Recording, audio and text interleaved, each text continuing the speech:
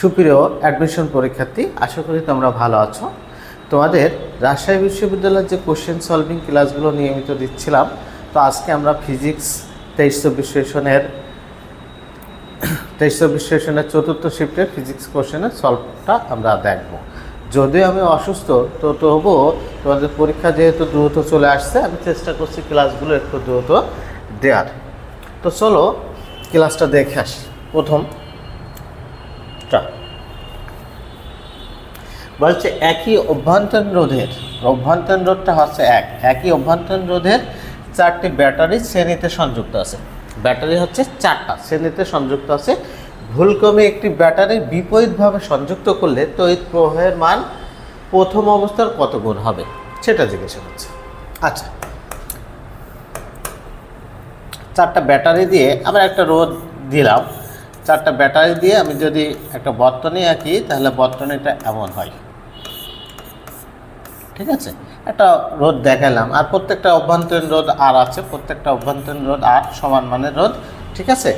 এখন বলছে এইটায় যে পরিমাণ কারেন্ট হবে, এটা কারেন্ট হবে, দেখো positive negative positive negative positive negative positive negative, মানে সবগুলো একই ক্রমে আছে। একই ক্রমে মানে ডেল ইটা হবে সবগুলো কোষের তড়িৎচালক শক্তির যোগফলের সমান, অর্থাৎ E1 plus E2 plus E3 plus E4।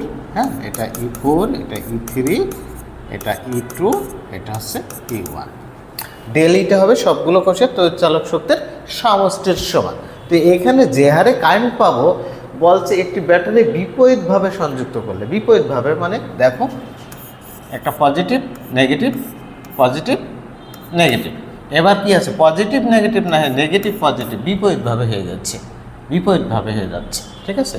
তাহলে এখানে আবার পজিটিভ নেগেটিভ, এটা যদি হয় একটা রোধ দিলাম বা তার দিলাম, তাতে কি পাচ্ছে দেখো, এইটা যখন হয়ে যাবে তখন দুইটা ব্যাটারি ইনঅ্যাক্টিভ হয়ে যাবে। দেখো এখানে পজিটিভ নেগেটিভ নেগেটিভ পজিটিভ, এখান থেকে কোনো তড়িৎচালক শক্তিটা পাওয়া যাবে না। তো তখন তড়িৎচালক শক্তি কোনটা কাজ করবে, এটা কাজ করবে, এটা কাজ করবে, ঠিক আছে। যেহেতু দুইটা, এই যে এটা যদি E1 হয়, এটা E2 হলে E3 E4, তো এই ক্ষেত্রে E2 E3টা অফ থাকবে, অ্যাক্টিভ থাকবে E1 এবং E2। তো সেক্ষেত্রে তড়িৎ প্রবাহের মান অবশ্যই কমে যাবে। কী হারে কমবে দেখো, 4টার জন্য যে তড়িৎ প্রবাহ পাচ্ছিলে, 2টার জন্য তার তড়িৎ প্রবাহ অবশ্যই কী হবে, অর্ধেক হবে। তাহলে রাইট আনসার, তড়িৎ প্রবাহের মান প্রথম অবস্থার কত গুণ হবে, তড়িৎ প্রবাহের মান প্রথম অবস্থার অর্ধেক হবে। আগে যা ছিল তাই। আশা করি তোমরা বুঝছো। পরের কোশ্চেনটা দেখি, একেবারে সিম্পল কোশ্চেন সার্কিট থেকে। হ্যাঁ, নিম্ন বর্তনীর মোট তড়িৎ প্রবাহ কত হবে? মোট তড়িৎ প্রবাহ আমরা জানি I = কি V/R। ভি কত ভোল্ট, 6 ভোল্ট। আর কত দেখো, এইটা বিপরীত পথ, বিপরীত মানে হচ্ছে সমান্তরাল হচ্ছে সমান মানের রোধ, সমান্তরালে যুক্ত করলে R/N। আর হচ্ছে রোধের মান, আর N হচ্ছে যতগুলো রোধ, তাহলে 6/2 3, এই দুইটা কম্বিনেশন করলে 3 ওম হলো। এই 3 ওম এবং এই 3 ওম একই পথ মানে শ্রেণী, তাহলে দুইটা যোগ করলে 6 ওম। তার মানে এই পথে রোধ পাইছি আমরা হচ্ছে 6 ওম। সবগুলো রোধ মিলে, এই 3টা মিলে একটা রোধ পাইছি, তার নাম হচ্ছে 6 ওম। আর এই পথে রোধ হচ্ছে 6 ওম। দুইটা পথ বিপরীত মানে ভিন্ন পথ, দুইটা পথ ভিন্ন বা বিকল্প পথ হলেই সমান্তরাল তৈরি হয়। তাহলে এই 6 আর এই 6 সমান্তরালে যুক্ত হলে R/N মানে 6/2 3 ওম, মানে টোটাল বর্তনীর রোধ হচ্ছে 3। তাহলে 6/3 মানে 2 অ্যাম্পিয়ার কারেন্ট উৎপন্ন হবে, 2 অ্যাম্পিয়ার কারেন্ট। এই সার্কিটের আবার একটা চলতরিত সার্কিটের বলে একটা ভিডিও আছে, সেই ভিডিওতে দেখলে সার্কিট একেবারে আশা করি পানি হয়ে যাবে। তোমাদের অ্যাডমিশনের সার্কিট নিয়ে আর কোনো টেনশন করা লাগবে না, ওটা সময় সুযোগ বুঝে দেখে নিও যাদের সমস্যা। ওকে, পরে কোশ্চেন আসি। 5 মেট্রিক টন বালু বোঝাই ট্রাক, মানে এর ভর কত, 5 মেট্রিক টন। একটা ট্রাক, বালু বোঝাই একটা ট্রাক, যার ভর হচ্ছে 4 মেট্রিক টন, 19 মিটার/সেকেন্ড বেগে ধাবমান। তার বেগ হচ্ছে 19 মিটার/সেকেন্ড বেগে ধাবমান। ট্রাক থেকে 50 কেজি ভরের 4টি বালুর বস্তা পড়ে গেলে ট্রাকের বেগের পরিবর্তন কত হবে? দেখো প্রথম ভর ছিল কি, প্রথম ভর হচ্ছে এটা, যদি আমি M দিই 4 মেট্রিক টন, আর বেগ হচ্ছে কি V। পরবর্তীতে ট্রাক থেকে 50 কেজি ভরের 4টি বালুর বস্তা পড়ে যাচ্ছে, 50 কেজি ভরের কয়টি পড়ছে? 4টে পড়ছে, তার মানে কত কেজি? দেখো তো 200 কেজি। এই 200 কেজি কিন্তু পড়ে যাচ্ছে, আগে যা ছিল তার থেকে 200 কেজি নষ্ট হচ্ছে বা পড়ে যাচ্ছে, তাহলে ভরটা এখানে যা আছে তা কিন্তু হবে না। মেট্রিক টন, 1 মেট্রিক টন সমান মানে 1000 কেজি, তার মানে এখানে আছে কত? 4000 কেজি। এখানে হবে কত? 4000 মাইনাস 200 অর্থাৎ 800। ঠিক আছে ভাই, এটা কি বুঝেছো? এটা যদি বোঝো তাহলে তোমরা তো করতেই পারবা। বড় হাতের এমভি ইকুয়াল টু এমভি, এখান থেকে ট্রাকের বেগের পরিবর্তন, ট্রাকের বেগের পরিবর্তনটা বের করো। তাহলে এখানে এম কত দেওয়া আছে? 4000 আছে, গুণ 19 বাই কত? 3800 ইন্টু ভি। এটা কাটলে এই দুইটা শূন্য কাটো, এটা কাটলে কত হয়? 2 হয়, 2 দিয়ে কাটলে কত হয়? 20। তাহলে বেগটা দাঁড়ালো কত? বেগটা হচ্ছে 20 মিটার পার সেকেন্ড। বেগের মান কিন্তু জিজ্ঞাসা করিনি যে বেগ কত হবে, বেগ যদি জিজ্ঞাসা করতো তাহলে অ্যান্সার হতো 20 মিটার পার সেকেন্ড। কিন্তু প্রশ্ন করতে বলেছে ট্রাকের বেগের পরিবর্তন কত? আগে ছিল কত ভাই? 19 মিটার পার সেকেন্ড, এখন পেয়েছো কত? 20 মিটার পার সেকেন্ড। তাহলে বেগের পরিবর্তন নিশ্চয়ই এক হবে, 20 থেকে 19 বাদ দিলে কত হবে? 1 metre per second, right answer. ঠিক আছে, দেখেছো কনফিউশন অ্যান্সারটা কিন্তু প্রথমে আছে, এটা বের করার সাথে সাথেই অপশনের দিকে তাকাই 20 দেখে অ্যান্সার মেরে দাও অনেকেই, আর দিয়ে বাইরে বের হয়ে এসে দেখো যে আমার এতগুলো হয়েছে, কিন্তু রেজাল্ট দেখা যাচ্ছে তোমার হিসেবে 55 হলে ওদের হিসেবে 48 বা 45 হয়। তার ভিতরে এটা হওয়ার অন্যতম কারণে এইটাও একটা। ঠিক আছে, পরেরটা সুষম বৃত্তাকার পথে সমযোজিত চলমান বস্তুর ত্বরণ কত? সুষম বৃত্তাকার পথে সমযোজিত চলমান বস্তুর ত্বরণ এ ইকুয়াল টু, আমরা জানি a equal to v square by r. বস্তুর ত্বরণ এ ইকুয়াল টু, হ্যাঁ, কেন্দ্রমুখী ত্বরণ এ ইকুয়াল টু কি? V square by r. এখন বস্তুর ত্বরণটা কি শূন্য হবে? না, শূন্য কেন হবে? এখান থেকে ভি আর এ এমন তো বলিনি যে ভি শূন্য, তার শূন্য হওয়ার তো কোনো চান্স নাই। সমযোজিতে মানে সমবেগে চলছে, তাহলে তো বেগের মান আছে, শূন্য হবে না। বস্তুর দ্রুতি ও পথের ব্যাসার্ধের উপর নির্ভরশীল, হ্যাঁ, বস্তুর দ্রুতি আর পথের ব্যাসার্ধের উপর তো নির্ভরশীল, এটা রাইট অ্যান্সার হতে পারে। শুধু ব্যাসার্ধের উপর নির্ভরশীল না, শুধু ব্যাসার্ধের উপর নির্ভরশীল না। পরিমাণ করা সম্ভব না, অবশ্যই পরিমাণ করা সম্ভব, তাহলে রাইট অ্যান্সার বি। ঠিক আছে, রাইট অ্যান্সার বি। আমরা এখান থেকে জাস্ট দেখে সম্পর্কটা বলতে পারবো। পরটা আসো ভাই। একটি সেকেন্ড দোলকের দৈর্ঘ্য 9 গুণ করা হলে দোলনকাল কত? একটা সেকেন্ড দোলক যার দোলনকাল, সেকেন্ড দোলক মানে 2 সেকেন্ড, তার দৈর্ঘ্য কত গুণ করা হয়েছে? 9 গুণ করলে তখন দোলনকালটা কত হবে সেটা জিজ্ঞাসা করছে। আমরা জানি দোলনকালটি ইকুয়াল টু 2π√L/g, 2π√L/g। এখান থেকে আমরা বলতে পারি টি সমানুপাতিক √L, টি সমানুপাতিক √L। দৈর্ঘ্য কত গুণ করা হয়েছে ভাই? 9 গুণ করা হয়েছে, তাহলে সমানুপাতিক কি? টি এর সাথে এল এর বর্গমূলের সমানুপাতিক, বর্গমূলের সমানুপাতিক। তাহলে 9 এর বর্গ করলে কত হয়? 3 হয়, 9 এর বর্গ করলে 3 হয়। তাহলে দোলনকাল T2 ইকুয়াল টু 3T1 বলতে পারি। তাহলে 3T1 হচ্ছে সেকেন্ড দোলক, মানে দোলনকাল 2 second, ultimately 6 second. Right answer হচ্ছে 6 সেকেন্ড, রাইট আনসার হচ্ছে 6 সেকেন্ড। এত লেখা লাগে না, এখানে একটু মুখে মুখে বলতে পারো। দৈর্ঘ্য 9 গুণ তাহলে বর্গমূলের সমানুপাতিক, তাহলে বর্গমূল করলে হচ্ছে 9 এর বর্গ করলে হচ্ছে বর্গমূল করলে 3 হবে, তাহলে 3 গুণ 3 দুগুণে 6। ওকে, পরটা দেখো। একটা তাপ ইঞ্জিন, হ্যাঁ, একটা তাপ ইঞ্জিন কার্যকর পদার্থ 200 ডিগ্রি সেন্টিগ্রেড তাপমাত্রা তাপ উৎস থেকে 1000 জুল তাপ গ্রহণ করে এবং 500 কেলভিন তাপমাত্রা তাপগ্রাহকে 600 জুল তাপ বর্জন করলে দক্ষতা। আমরা জানি দক্ষতা এটা ইকুয়াল টু, দক্ষতা এটা equal to 1 minus T2 by T1 into 100%, অথবা লিখতে পারি 1 minus Q2 by Q1 into 100%, অথবা লিখতে পারি 1 মাইনাস ছোট মান বাই বড় মান ইন্টু 100%। হ্যাঁ, সবগুলো একবারে লিখে দিলাম আমরা, যখন যেটা ইচ্ছা প্রয়োগ করতে হবে। যদি তাপমাত্রার অনুপাত থাকে তাহলে 1 minus T2 by T1, T1 হচ্ছে উৎসের তাপমাত্রা, T1 কি? T1 হচ্ছে এটা উৎসের তাপমাত্রা, এটা উৎসের তাপমাত্রা, এটা হচ্ছে গ্রাহকের তাপমাত্রা। ঠিক আছে, গ্রাহকের তাপমাত্রা। Q1 কি? গৃহীত তাপ, Q2 হচ্ছে বর্জিত তাপ। তো এটাও যদি না পারি একবারে লিখে দেবো 1 - ছোটো 1 বাই বড় 1। এখন এখানে দেখো তাপমাত্রা আছে, তাপমাত্রা 200 ডিগ্রি সেন্টিগ্রেড তাপমাত্রা তাপ উৎসই থাকে এবং 305 কেলভিন তাপমাত্রায় তাপগ্রাহকে থাকে। তাপমাত্রা দিয়েও করতে পারবো, কিন্তু বেশি ঝামেলা করলো। এটাকে সেন্টিগ্রেডকে কেলভিনে করতে হবে, এটা কেলভিনে দেওয়া আছে। তো এটার থেকে তাপের অনুপাত দেখো দেওয়া আছে, তাপের অনুপাত তাপ গ্রহণ করে কত, তাপমাত্রার উৎস থেকে এত তাপ গ্রহণ করে এবং এত তাপ বর্জন করে, তাহলে এটা দিয়ে আমি করবো। তাহলে লিখতে পারবো দক্ষতা ইটা ইকুয়াল টু 1 মাইনাস তাপ গৃহীত তাপ আছে, বর্জিত তাপ কত 600, গৃহীত তাপ আছে 1000 ইন্টু 100%।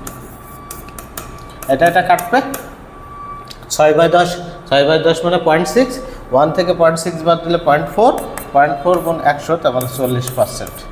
তার মানে কত পার্সেন্ট ভাই? 40%। রাইট আনসার হচ্ছে 40%।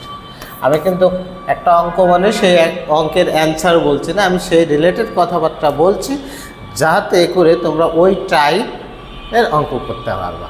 আর অঙ্ক কিন্তু সবসময় টাইপ ধরে ধরে আসে, ডিরেক্ট যে এই অঙ্কই চলে আসবে তা কিন্তু আসবে না সবসময়। হ্যাঁ, 30 বা 40% আসবে, আর বাকি কোশ্চেনগুলো টাইপ কমন বাঁধবে। তো সেক্ষেত্রে আমি টাইপের যাবতীয় কথাবার্তা বলার চেষ্টা করছি। পরে কোশ্চেন, একটি ধারকের দুইটি পাতের মধ্যে বিভব পার্থক্য ভি, ধারকের সঞ্চিত শক্তি, মানে একটা ধারকের দুইটি পাত যখন তাদের বিভব পার্থক্য ভি হচ্ছে তখন তাকে ধারকের সঞ্চিত শক্তিটা ইউ। তারপর বলছে ধারকের বিভব বৃদ্ধি 2V করা হলো, 2 ভোল্ট করা হলো, সঞ্চিত শক্তি বৃদ্ধি পেয়ে কত গুণ হবে? আমরা জানি ধারকের সঞ্চিত শক্তি equal to half CV square, ধারকের সঞ্চিত শক্তি equal to half CV square. তার মানে ইউ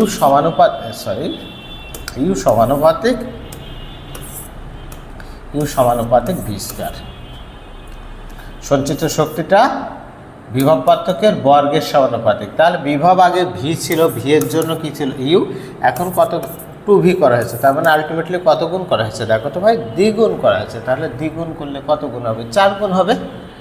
বিভব পার্থক্য দ্বিগুণ করলে 2 এর স্কয়ার, আলটিমেটলি কত গুণ হবে? 4 গুণ হবে। রাইট আনসার কত? 4 গুণ। পরে কোশ্চেন, I প্লাস জে এবং আই এর মধ্যবর্তী কোণ।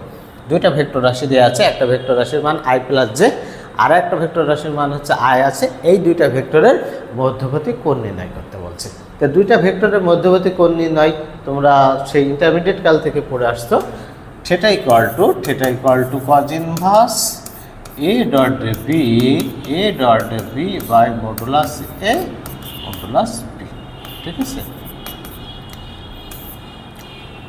আমরা জানি কি এ ডট বি ভেক্টর সমান কি AB cos থিটা, তাই তো? AB cos theta. তো সেখান থেকে theta equal to cos inverse A dot B, তাহলে cos inverse A dot B dot গুণ করি, ডট গুণ হয় সমগত শ্রেণীর সাথে, আয়ের সাথে আই হচ্ছে, এখানে জে আছে এখানে জে নাই, তার মানে 1, এটা হচ্ছে 1 বাই এই দুইটা ভেক্টরের ইন্ডিভিজুয়ালি মান। এই ভেক্টরের মান কি? Root over 1 square plus 1 square মানে 2 ইন্টু রুট ওভার 1। আলটিমেটলি কি cos inverse 1 by root 2, 1 by root 2 হয় কত degree? 45 degree. cos 1 by root 2 মান কত? 45 ডিগ্রি। তাহলে রাইট অ্যান্সার হচ্ছে 45, রাইট অ্যান্সার হচ্ছে 45 ডিগ্রি।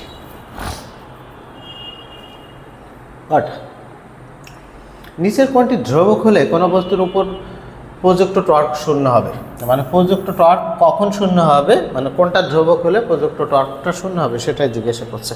আচ্ছা, টর্ক কি? আমরা জানি টর্ক টাউ ইকুয়াল টু লিখতে পারি DL by DT. Torque tau equal to DL by DT, মানে টর্কটা হচ্ছে কৌণিক ভরবেগের পরিবর্তনের হার, কৌণিক ভরবেগের পরিবর্তনের হার। এখন এই পরিবর্তন, কৌণিক ভরবেগ যদি পরিবর্তন না হয় টর্ক শূন্য হবে বলতে পারি আমরা। কৌণিক ভরবেগ পরিবর্তন যদি না হয়, স্থির থাকে, কনস্ট্যান্ট থাকে, তাহলে টর্কটা শূন্য বলতে পারি। আচ্ছা, বলের সাথে কৌণিক ভরবেগের কোনো কথাবার্তা নাই, বলের ঘাতের সাথে নাই, রৈখিক ভরবেগ না, কৌণিক ভরবেগ। কৌণিক ভরবেগ যদি ধ্রুব থাকে, এই কৌণিক ভরবেগ এর পরিবর্তন DL by DT equal to যদি শূন্য হয়, হ্যাঁ, তাহলে এই টর্কটাও শূন্য হবে। ওকে, তাহলে রাইট অ্যান্সার হচ্ছে কৌণিক ভরবেগ।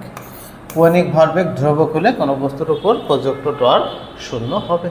তারপর 50 বছর বয়সী এক মহাশূন্যচারী মহাকাশযানে 1.8 × 10⁸ মিটার পার সেকেন্ড বেগে দ্রুতিতে চলে পৃথিবীর হিসেবে 30 বছর পর ফিরে এলো। তার বর্তমান বয়স কত? হ্যাঁ, শিক্ষক ছাত্রের বয়স নিয়ে, মানে ছাত্র একটা নির্দিষ্ট বছর বয়সে মহাকাশ ভ্রমণে গেল, ও ফিরে এসে একরকম বয়স দাবি করলো, আর শিক্ষক দাবি করছে না তোমার বয়সে। এই কনফিউশন দূর করার জন্য এই অঙ্কটা, ঠিক আছে? তো আমরা এই মহাকাশযানটা অত বুঝি না, আমরা বিদেশ যাওয়া বুঝি। হ্যাঁ, আমাদের আশেপাশের মানুষজন বিদেশ যায়, তাহলে সেটা দিয়ে আমরা করাই। বর্তমান বয়স ইকুয়ালটা একবারে লিখি, বর্তমান বয়স ইকুয়াল টু পূর্বের বয়স প্লাস ভ্রমণকাল ইন্টু √1 - v/c তার হোল স্কয়ার। এখানে টি নট নিয়ে বোঝাইতে গেলে অনেক ঝামেলাপূর্ণ, অনেক স্যার নিজের মতো করে কিমি বলে শেষ বেলায় বোঝাটা দরকার, আমাদের অত কিছু লাগবে না। সূত্র মুখস্থ করানোর দায়িত্ব আমার। বর্তমান বয়স মানে এখন বর্তমান বয়সটা আছে পূর্বের বয়স প্লাস ভ্রমণকাল ইন্টু √1 - v/c তার হোল স্কয়ার। দেখো, একটা ছেলে 20 বছর বয়সে বিদেশ যাচ্ছে। একটা ছেলে কত বছর বয়সে বিদেশ যাচ্ছে ভাই? 20 বছর বয়সে বিদেশ যাচ্ছে। সে 10 বছর বিদেশে ছিল, সে 10 বছর হয় ওয়ার্ক পারমিট ভিসায় যাক আর হচ্ছে পড়াশুনো করতে যাক, সে তার নিজস্ব ব্যাপার। 20 বছর বয়সে গিয়েছিল আর 10 বছর ছিল। 10 বছর ছিল মানে কি, আমাদের সাপেক্ষে নিশ্চয়ই সে ভ্রমণ করে বেড়াচ্ছিল। তাহলে কত বছর বয়সে গিয়েছিল? 20 বছর বয়সে, তার মানে তার পূর্বের বয়স কত? 20। আর ভ্রমণকাল কত বছর ছিল? 10 ইন্টু √1 - v এর মান দেওয়া থাকবে, c এর মান যারা ক্যালকুলেশন করলে শেষ। এটা হচ্ছে বুঝাইলাম। এখন এই অঙ্কের ক্ষেত্রে আমরা কি করতে পারি দেখি। এই অঙ্কের ক্ষেত্রে দেখো, আবার পড়ি। 25 বছর বয়সে একজন মহাশূন্যচারী মহাকাশযানে যায়। কত বছর বয়সে? 25 বছর বয়সে। তাহলে এর পূর্বের বয়স হচ্ছে 25 প্লাস ভ্রমণকাল, পৃথিবীর হিসেবে সে 30 বছর পর ফিরে এসেছিল, মানে ভ্রমণ করছে আছে 30 বছর ইন্টু √1 - v এর মান কত? 1.8 × 10⁸, আর c এর মান হচ্ছে 3 × 10⁸। দুইটার পাওয়ার 8 থাকার কারণে আমি লিখিই নি। এই পয়েন্টের জন্য নিচেই 0, তার মানে 30। আমি যদি 6 দিয়ে কাটি, এটা কত হয়? 5 হয়। এটা কত হয়? 3 হয়। তাহলে 25 প্লাস 30 ইন্টু √1 - 9/25, ঠিক আছে? তাহলে লসক হবে কত? 25 থেকে 9 বাদ দিলে কত হবে? 16। তাহলে √16/5, তার মানে 25 + 30 ইন্টু 4/5। এটা কাটাকাটি করলে 5, 4 5 20, 20 + 25, তাহলে 45 বছর। কি হিসাব করছি আমি? 500, সরি, এটা 530, তাহলে 424, 24 + 25, 49 বছর। 49 বছর। এটা অন্যান্য বিশ্ববিদ্যালয়ে আসছে কোশ্চেনটা, ইভেন আমার সিটেও আছে কোশ্চেনটা, এবং বইয়ের ইন্টারমিডিয়েট বইয়ের মেবি শাহজাহান তপনের বইয়ের অঙ্ক উদাহরণের। 49 বছর বয়স। আশা করি এই টপিক আর সমস্যা থাকার কথা না। পরে আসো, যদি বি ভেক্টর সমান এত হয়, তবে 1 1 0 বিন্দুতে, এই বিন্দুতে ডেল্টা এবং বি এর মান কত? ডেল্টা এবং বি মানে কি? ডাইভারজেন্স। ডেল্টা এবং বি মানে কি? ডাইভারজেন্স। তো ডাইভারজেন্স বের করতে বলছে। কত বিন্দুতে? 1, 1, 0 বিন্দুতে। তাহলে আমি ডাইভারজেন্স বের করি। ডাইভারজেন্স হচ্ছে ডেল্টা এবং অন্য একটা চলরাশির ডট গুণন। ডাইভারজেন্স মানে ডেল্টা এবং অন্য একটা চলরাশির ডট গুণন, ঠিক আছে? আচ্ছা, ডাইভারজেন্স মানে, আচ্ছা আমি একবারে সব তোমাদের লিখিয়ে দিই, তাহলে সুবিধা হবে। ΔΔxi প্লাস ভেক্টর চিহ্ন আছে, ΔΔy জে প্লাস ΔΔz কে। ওকে, আর বি ভেক্টর মানে আগে আমি বোঝাই, তারপর দেখো। বি ভেক্টর মানে লিখতে পারি bxi plus byj plus bz কে। ডট গুণন আছে, যেহেতু ডট গুণন হয় কার? সমগোত্র শ্রেণীর ডট গুণন হয় কি সমগোত্র শ্রেণীর, তারপর এইটার সাথে এইটার ডট গুণ, অর্থাৎ ইকুয়েশনটা আসছে delta by delta X into BX plus delta by delta Y into BY plus delta by delta Z into BZ. আমরা এখান থেকে সিদ্ধান্তে উপনীত হতে পারি না যে আই শখকে এক্সের সাপেক্ষে অন্তরীকরণ, জে শখকে ওয়াই সাপেক্ষে অন্তরীকরণ, আর কে শখকে জেডের সাপেক্ষে অন্তরীকরণ। এই লাইন ডাইভারজেন্স মানে এই লাইন জানা থাকলে হবে, ঠিক আছে। আমি বড় করে লিখে দিলাম বোঝানোর স্বার্থে যে আই শখকে আমরা কার সাপেক্ষে, আই শখকে আমরা এক্সের সাপেক্ষে অন্তরীকরণ করব, ওয়াই শখকে যে শখকে ওয়াই সাপেক্ষে, কে শখকে জেডের সাপেক্ষে অন্তরীকরণ করে দেবো, ডাইভারজেন্স শেষ। এখন আমাদের কাঙ্ক্ষিত অঙ্ক করতে আসি, কাঙ্ক্ষিত অঙ্কে চলে আসি। তাহলে বলা হলো আয়ের শখকে কার সাপেক্ষে অন্তরীকরণ করবো, এক্সের সাপেক্ষে অন্তরীকরণ করবো, এক্সের সাপেক্ষে অন্তরীকরণ করবো। তাহলে কথা হয় এক্সের সাপেক্ষে এক্স স্কোয়ারের করলে 2x, তার মানে 2x ওয়াই, ওয়াই সাপেক্ষে ওয়াই স্কোয়ারের করলে 2y, তার মানে 2y জেড, এটার করলে 2zx, এমন কিছু। ডাইভারজেন্স শেষ, এক লাইনে কিন্তু করছি, এতক্ষণ তোমাদের বোঝানোর জন্য আমি বলছিলাম ডাইভারজেন্স তোমরা এক লাইনে করতে পারবা। আয়ের শখকে এক্সের সাপেক্ষে, ওয়াই শখকে যে শখকে ওয়াই সাপেক্ষে, কে শখকে জেডের সাপেক্ষে অন্তরীকরণ, ডাইভারজেন্স শেষ। আমাদের ডাইভারজেন্স কিন্তু হয়ে গেছে। এখন বলছে 1 1 0 বিন্দুতে, 1 1, 0 বিন্দুতে, 0 বিন্দুতে এটা, তার মানে আমি যেখানে এক্স পাবো, যেখানে এক্স পাবো সেখানে 1, যেখানে ওয়াই পাবো সেখানে 1, আর যেখানে জেড পাবো সেখানে 0 বসাবো। তাহলে এখানে আছে 2, এখানে জেডের মান 0, তার মানে 0, এখানেও 0, আলটিমেটলি অ্যান্সার হচ্ছে 2, রাইট অ্যান্সার। অঙ্কটা সমাধান করতে অনেক টাইম নিয়ে নিয়েছি, কিন্তু আমার বিশ্বাস তোমরা ডাইভারজেন্স আসলে আর না পারার কোনো কিছু নেই। ডাইভারজেন্সের প্রথম শব্দ ডি, ডট গুণনের প্রথম শব্দ ডি, তার মানে ডাইভারজেন্স মানে ডট গুণ, কার সাথে কার ডট গুণন হয়, সমগোত্র শ্রেণীর সাথে। অর্থাৎ ডাইভারজেন্স জিজ্ঞাসা করলেই আই শখকে এক্সের সাপেক্ষে, ওয়াই শখ যে শখকে ওয়াই সাপেক্ষে, আর কে শখকে জেডের সাপেক্ষে অন্তরীকরণ করে দেবে, ডাইভারজেন্স শেষ। এবং গার্ডিয়ান ডাইভারজেন্স কালের ভিতর সবচেয়ে গুরুত্বপূর্ণ আছে ডাইভারজেন্স। আসুন এবার 1 মিলিমিটার স্কোয়ার প্রস্থচ্ছেদ বিশিষ্ট একটি তারের দৈর্ঘ্য 1% বৃদ্ধি করা হলো। তারের দৈর্ঘ্য কত পার্সেন্ট বৃদ্ধি, 1% বৃদ্ধি, মানে ছোট হাতের রেলের কথা বলছে। বৃদ্ধি করতে কত বল প্রয়োগ করতে হবে, যেখানে ইয়ংয়ের গুণাঙ্ক কত। আমরা জানি ইয়ংয়ের গুণাঙ্ক y = FL/A ছোট হাতের। এখানে কি চেয়েছে, বল চেয়েছে, তাহলে F = YA ছোট হাতের L বাই বড় হাতের L।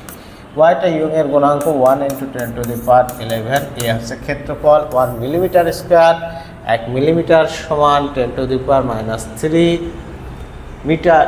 এখন মিলিমিটার স্কোয়ার তার মানে তার বর্গ 10⁻6, 10⁻6। আচ্ছা, দৈর্ঘ্য কি 1% বৃদ্ধি পেয়েছে, তার মানে আগে যদি 100 থাকে, এখন হবে কত, 1। তাহলে এটা 1 আর এটা হচ্ছে 100। ঘটনা কি আমি বোঝাইতে পারছি? 1% বৃদ্ধি মানে পার্সেন্টেজের ক্ষেত্রে সবসময় আমরা প্রথমটা 100 ধরবো, তাহলে ক্যালকুলেশনটা সহজ হবে। তাহলে প্রথমটা এল এর মান কত, 100 ধরেছি, আর 1% বৃদ্ধি পেয়েছে মানে হয়েছে কত, 101। 101 থেকে 1 বাদ দেওয়া মানে 101 থেকে 100 বাদ দেওয়া মানে 1 হয়, ঠিক আছে। যদি বলে 5% বৃদ্ধি পেয়েছে, 5% দৈর্ঘ্য 5% বৃদ্ধি পেয়েছে, তাহলে এই জায়গায় আমি লিখবো কত, 5, আর আদি দৈর্ঘ্য কত লাগবে, 100, শেষ। ওকে, তাহলে ক্যালকুলেশন করি। ক্যালকুলেশন তো আর কোনো সমস্যা নাই। দেখি, এই দুইটা শূন্য মানে প্লাস পার, দুইটা প্লাস পার উপরে গেলে মাইনাস পার হচ্ছে 6 আর 2 কত, 8, 8টা মাইনাস পার, আর হচ্ছে 11টা প্লাস পার, তার মানে 10⁻³ বলে রাখো পুরোটা। রাইট অ্যান্সার হচ্ছে 10। পরের কোশ্চেনটা দেখি, নিচের কোন দুইটি ভৌত রাশির মাত্রা একই, নিচের কোন দুইটি ভৌত রাশির মাত্রা একই, মানে অপশনের যে দুইটা ভৌত রাশি দেওয়া থাকবে তাদের মাত্রা যদি একই হয় সেটা রাইট অ্যান্সার হবে। ভরবেগ ও ঘাতবল। ভরবেগ, ভরবেগ মানে কি, ভর ও বেগের গুণফল, এর মাত্রা কি mL t - 1, এটা হচ্ছে ভরবেগের মাত্রা। ঘাত বল মানে এক প্রকার বল, মানে খুব বড় বল। ঘাত বল মানে বৃহৎ আকারের বল, আছে খুব সামান্য সময় ক্রিয়া করে, সেটা হচ্ছে ঘাত বল, মানে সময়টা নেগলেজেবল বলা যায়। তার মানে ঘাত বল মানে এক প্রকার বল। তাহলে বলের মাত্রা কি? mL/t-2, mL/t-2। তাহলে ভরবেগ এবং ঘাত বলের মাত্রা কিন্তু ভিন্ন ভিন্ন, তাহলে এটা আমি রাইট অ্যান্সার দিতে পারবো না। মাত্রা তো এক না। শক্তি এবং পৃষ্ঠ শক্তির এসআই একক কি? জুল। এসআই একক কি? জুল। আর পৃষ্ঠ শক্তি মানে কি? পৃষ্ঠ শক্তি এবং পৃষ্ঠ টান মানে কি? F/L বা F/2L। হ্যাঁ, তার মানে একক দৈর্ঘ্যে যে পরিমাণ বলটা পাচ্ছি সেটা হচ্ছে পৃষ্ঠ টান বা পৃষ্ঠ শক্তি। এটা দেখো, শক্তির একক কি? জুল মানে কি? Newton metre. এককের কথা বলছি, শক্তির একক জুল মানে কি? Newton metre. আর এখানে কি? Newton by metre. তাহলে কি এক হবে? মাত্রা করতে গেলেও তো এক হবে না জীবনেও। বল এবং পৃষ্ঠটান, বলের একক কি? নিউটন। পৃষ্ঠটানের একক কি? বলকে দৈর্ঘ্য দ্বারা ভাগ, তার মানে মাত্রা বের করতে গেলেও এক হবে না। ভরবেগ, হ্যাঁ, ভরবেগের মাত্রা কি? ভরবেগ মানে ভর এবং বেগের গুণফল, মানে মাত্রা mL/t-1। আর কৌণিক বেগ, হ্যাঁ, এখানে কৌণিক কিছু ছিল, কৌণিক বেগ। তো কৌণিক বেগ আর ভরবেগের মাত্রা জীবনেও এক না। তাহলে এটা হতে পারবে না, এটা হতে পারবে না, এটা কোনোটাই উত্তর হতে পারবে না। তবে উত্তর হতো একটা, এটা ভরবেগ আছে, এটা ঘাত বল। এটা ঘাত বল না দিয়ে যদি বলতো বলের ঘাত, হ্যাঁ, প্রশ্ন করতে হয়তো বলের ঘাত আর ঘাত বল ওই সময় তার মাথায় ছিল না বা যে কোনো কারণে ওটা হয়নি। ঠিক আছে, উনি যে সেন্সে কোশ্চেনটা করতে চেয়েছে এটা রাইট অ্যান্সার দিতে চেয়েছিল যে ভরবেগ ও বলের ঘাতের মাত্রা এক, কিন্তু এখানে দিয়েছে আচ্ছা বলের ঘাত না দিয়ে ঘাত বলের মাত্রা কখনো এক হয় না। ঠিক আছে, বলের ঘাত মানে কি? বল এবং সময়ের গুণফল। বলের মাত্রা কি? mL/t-2, আর টি মানে কি? টি। তার মানে আলটিমেটলি দাঁড়াইলো কি? mL/t-1, যেটা ভরবেগের মাত্রা। ওকে, তাহলে এখানে কোনো রাইট অ্যান্সার নেই। ভরবেগ এবং বলের ঘাত থাকলে রাইট অ্যান্সার হতো ভরবেগ এবং বলের ঘাত। কটা? কেলভিন স্কেলে এমন একটি তাপমাত্রা বের করো। তাপমাত্রাটা বের করতে হবে কেলভিন স্কেলে। তারপর বলছে যা সেলসিয়াস স্কেলে ফারেনহাইট স্কেলের 5 গুণ। সেলসিয়াস স্কেলে যেটা হবে তা ফারেনহাইট স্কেলের 5 গুণ হলে কেলভিন স্কেলের তাপমাত্রা বের করতে হবে। সেলসিয়াস আর ফারেনহাইটের তুলনা যদি আমি করি, সেলসিয়াস হচ্ছে C/5 = F-32/9। এখন বলছে সেলসিয়াস স্কেলে ফারেনহাইট স্কেলের 5 গুণ। ফারেনহাইট স্কেলে যদি F=x ধরি, সেলসিয়াস স্কেলে আমি ধরবো কত? 5x। সেলসিয়াস স্কেলে ধরবো কত? 5x। তাহলে এখানে আমি বসাই 5x/5 = x/32/9। এটা কাটা যায়। 9x = x-32। x লেফট সাইডে আসলে 8x = -32 আর x = -4। তাহলে ফারেনহাইট স্কেলে কত? -4। সেন্টিগ্রেড স্কেলে কত? সেন্টিগ্রেড স্কেলে হচ্ছে -20 ডিগ্রি সেন্টিগ্রেড। এখন এইটা কিসে নিতে বলছে? কেলভিনে। কত? কেলভিনে চেয়েছে। আমরা জানি 1 ডিগ্রি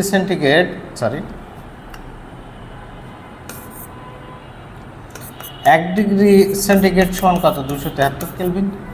273 কেলভিন অর্থাৎ -200 সেন্টিগ্রেড মানে কি? 273 - 20, তার মানে 253 কেলভিন। 253 kelvin right answer. ঠিক আছে, 200 কে কটা? বোর মডেল অনুযায়ী হাইড্রোজেন পরমাণুর দ্বিতীয় শক্তি স্তরের শক্তি কত? হাইড্রোজেন পরমাণুর মোট শক্তি En = -13.6 Z² যেখানে জেড হচ্ছে পারমাণবিক সংখ্যা, হাইড্রোজেন 1, হিলিয়াম 2, লিথিয়াম 3। ঠিক আছে, আর এন হচ্ছে কক্ষপথের সংখ্যা। এখন যততম কক্ষপথ বলবে এন এর মান তত। কততম কক্ষপথ বলেছে?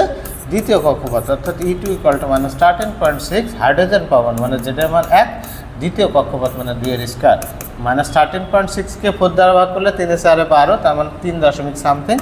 Right answer 3.4 ইলেক্ট্রোভোল্ট।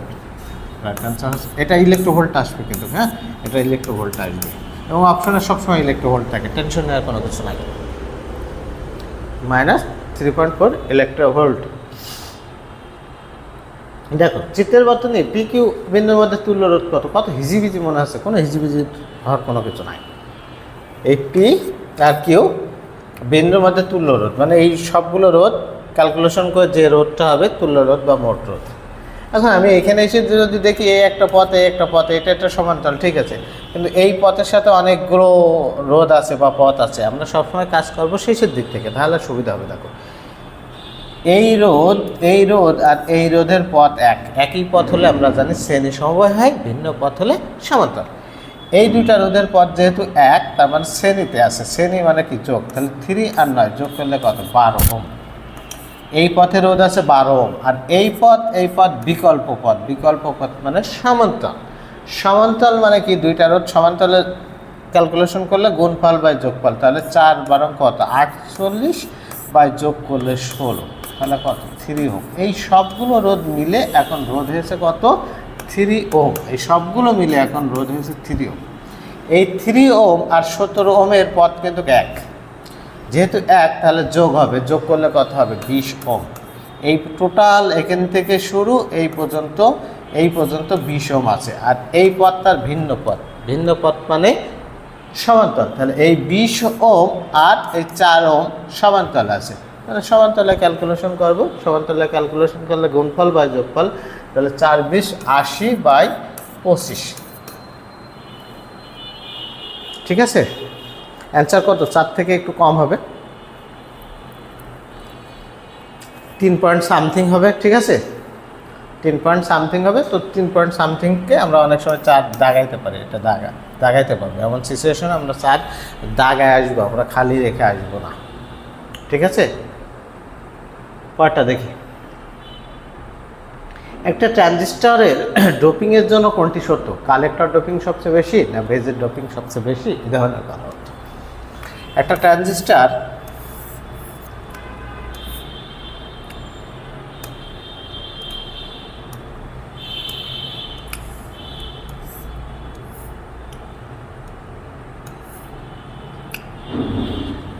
পিএনপি হতে পারে অথবা এনপিএন, একটা ট্রানজিস্টর রাখলেই হলো। এটাকে বলা হয় ইমিটার, এটাকে হচ্ছে বেজ বা পিট প্রবাহ, এটা হচ্ছে বেজ বা পিট প্রবাহ, আর এটা হচ্ছে কালেক্টর বা সংগ্রাহক প্রবাহ, ঠিক আছে। একটা ট্রানজিস্টরের ইমিটার পার্টটা সবচেয়ে বেশি থাকে, আমরা জানি না আই ইকুয়াল টু কি আইবি যোগ আইসি, আইবি যোগ আইসি, অর্থাৎ আইটা হবে বেজ এবং কালেক্টরের যোগফলের সমান। এটা যদি 100% হয়, তার ভিতরে এটা সচরাচর 5%, আর এটা কত 95%। তাহলে এখান থেকে আমি বলতে পারি ইমিটারটা ড্রপিংটা কি সবচেয়ে বেশি থাকে, আর বেজে সবচেয়ে কম থাকে, কালেক্টর একটু বেশি থাকে, দুইটা মিলে এটা সমান হয়। কালেক্টর ডোপিং সবচেয়ে বেশি না, কালেক্টর ডোপিং সবচেয়ে বেশি না, কালেক্টর ডোপিংটা সামান্য পরে এর নাচ বেজের থেকে একটু বেশি, কিন্তু সবচেয়ে বেশি না। বেজের ডোপিং সবচেয়ে বেশি না, বেজের ডোপিং সবচেয়ে কম। অ্যামিটার না, এটা ইমিটার হবে, তো ইমিটার অ্যামিটার একই সেন্সে ইউজ করছে, ইমিটারের ডোপিং সবচেয়ে বেশি, এটা রাইট অ্যান্সার, ঠিক আছে, এটা সবচেয়ে বেশি রাইট অ্যান্সার। পরেরটা দেখি, 1 কেজি ভরের একটি পাথর সোজা নিচের দিকে পড়ছে, 1 কেজি ভরের একটা পাথর সোজা নিচের দিকে পড়ছে, তারপর বলছে বাতাসের বাধা 7.8 নিউটন হলে পাথরটির ত্বরণ কত? পাথরটির ত্বরণ জিজ্ঞাসা করছে। আচ্ছা, আমরা জানি লব্ধি বল এফ ইকুয়াল টু, এই কালার ভালো লাগছে না, লব্ধি বল F equal to F1 plus F2 plus F3 plus dot dot dot. লব্ধি বলটা হবে সবগুলো বলের যোগফল, লব্ধি বল বা রেজাল্টেন্ট বলটা হবে, রেজাল্টেন্ট ফোর্সটা হবে সবগুলো ফোর্সের যোগফল। তাহলে এই লব্ধি বলটা হচ্ছে MA, লব্ধি বলটা কি MA ইকুয়াল টু ইন্ডিভিজুয়ালি যতগুলো বল আছে সবগুলো বলের যোগফল হবে। এখন দেখো 1 কেজি ভরে একটি পাথর সোজা নিচের দিকে পড়ছে, মূল ঘটনা কিন্তু 1 কেজি ভরের একটা পাথর সোজা নিচের দিকে পড়ছে, এটা মূল ঘটনা। তাহলে এই 1 কেজি ভরের পাথর নিচের দিকে পড়ছে মানে কি, এর যে বল হবে সেই বলটা F সমান mg এর সমান, F সমান mg এর সমান। আচ্ছা, বাতাসের বাধা 7.8 নিউটন। বাতাসের বাধা তার সাথে কি যোগ হয় না বিয়োগ হবে? বাতাসের বাধা তো ওকে বাধা দিচ্ছে, এই কারণে এই যে একটা বস্তু নিচের দিকে পড়ছিল তাকে বাধা দিচ্ছে কত, এই 7 নিউটন। যেহেতু বাধা দিচ্ছে এই কারণে এই বলটা নেগেটিভ হবে। ওকে, এই বলটা যদি এর সাপেক্ষে কাজ করতো তাহলে এই বলটা পজিটিভ, আর যেহেতু বাধা দিচ্ছে এই বলটা নেগেটিভ। এখান থেকে কি চেয়েছে, পাথরটির ত্বরণ আর a equal to mg by m minus 7. ব্যাপার ঠিক আছে? ভুল হচ্ছে না? ভুল হচ্ছে তো, এভাবে তো আমি লিখতে পারি না। mg মাইনাস 7.8 বাই 8, তাহলে m কত? m হচ্ছে 1, 9.8 মাইনাস 7.8 বাই 1, তাহলে কত হচ্ছে 2। রাইট অ্যান্সার হচ্ছে 2। 7.8 আর 9.8, রাইট অ্যান্সার হচ্ছে 2%।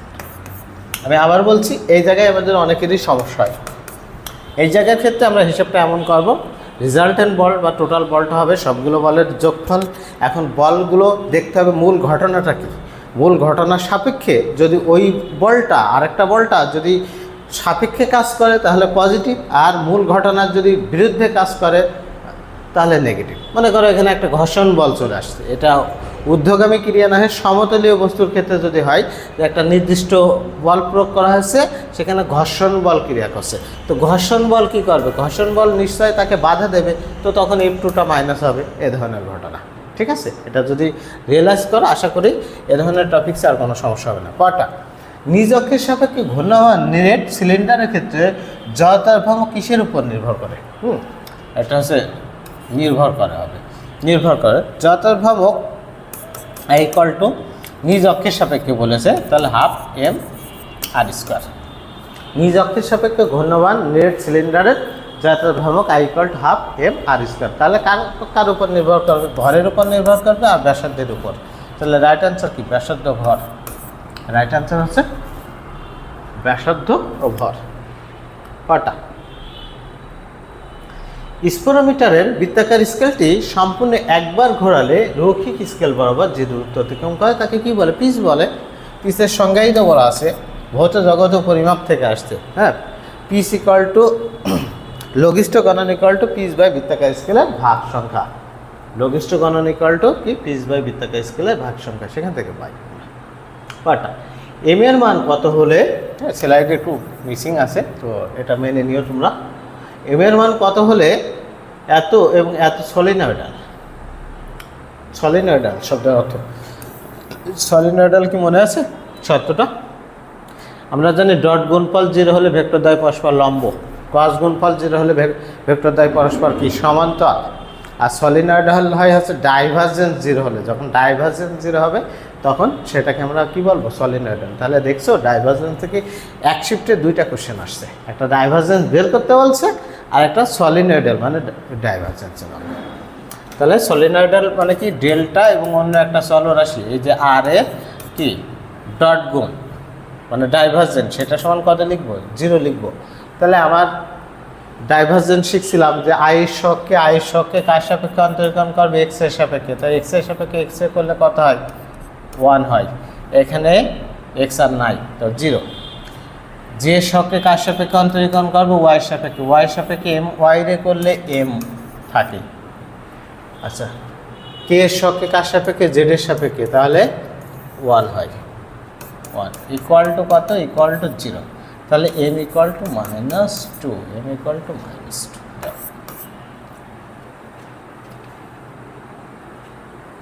ঠিক আছে?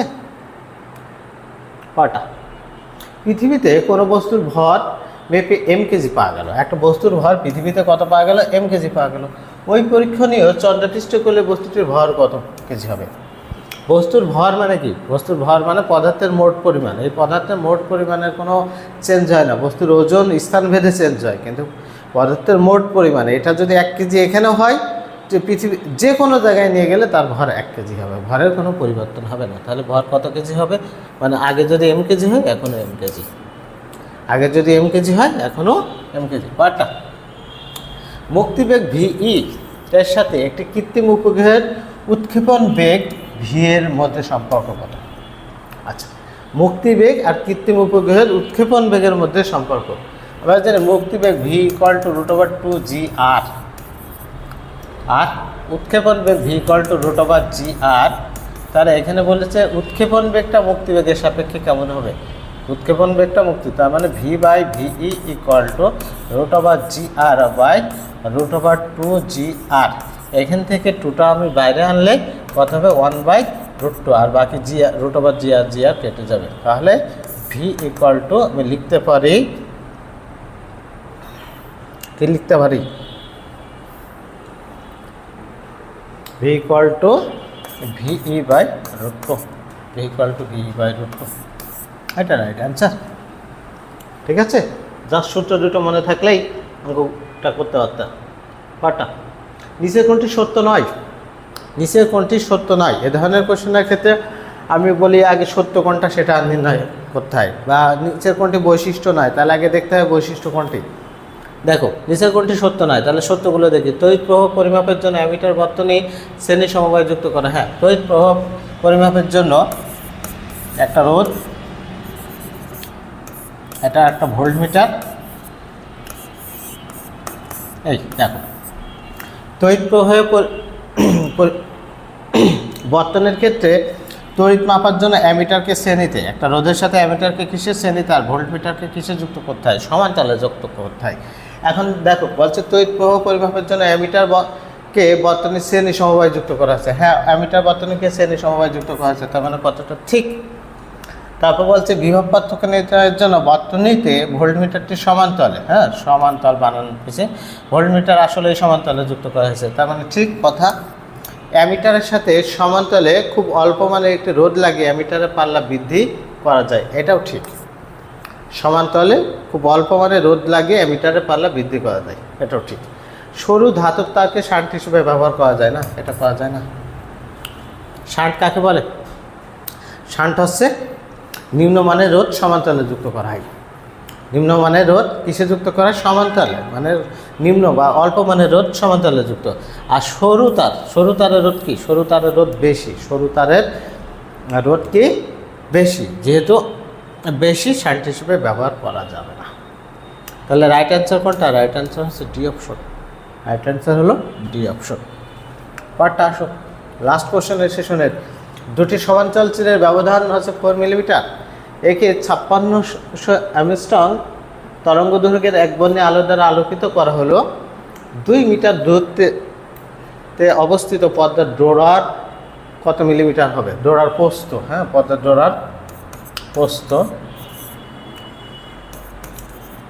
ডোরার প্রস্থ বলেছে, ডোরার প্রস্থ। তাহলে অবশ্যই কি n λd/2a হবে, কিন্তু ডোরার প্রস্থ বলেছে, তাহলে এখানে 2a হবে। এন কত? এন হচ্ছে ক্রম সংখ্যা বা অবম সংখ্যার কোনো কথাবার্তা বলা নেই, তার মানে এন এর মান 1। ল্যামডা তরঙ্গ দৈর্ঘ্য কত? 5600 অ্যামস্ট্রং, অ্যামস্ট্রং সমান 10⁻10 মিটার। ডি হচ্ছে চির হতে পর্দার দূরত্ব 2 মিটার, আর 2 × a চিরের ব্যবধান কত? 4 মিলিমিটার। তাহলে 4 × 10⁻3। কাটাকাটি করলে এই দুই কাটে, 4 দিয়ে কাটলে কত? 4 × 4 = 56, তাহলে 14 × পাওয়ারের হিসাব করি। মাইনাস পাওয়ার উপরে গেলে হয় কি? কত? প্লাস, তার মানে 3 আর 2, 3 2 5, 10⁻5 অ্যান্সার। অ্যান্সার নেই কেন? অ্যান্সার এ ধরনেরই হবে, ঠিক আছে। আমি সর্বোচ্চটা করতে পারি, এখানে পয়েন্টটা দিতে পারি, এর বাইরে কিছু করতে পারি না। অ্যান্সার এটাই হবে 1.4 × 10⁻5। তাহলে এখানে কি আছে? 1.9। এখানে কোনো ঝামেলা টামেলা আছে, হয় স্লাইডে ভুল, না এখানে কোনো ঝামেলা। 1.4 × 10⁻, না ওটাও তো হয় না, ওটাও তো হয় না, 5 হয় না। যাক, অ্যান্সার কোনো হয় স্লাইডের সমস্যা, নয় বইতে কোশ্চেনের টাইপের সমস্যা ছিল। অ্যান্সার হবে এটা 14 × 10⁻5।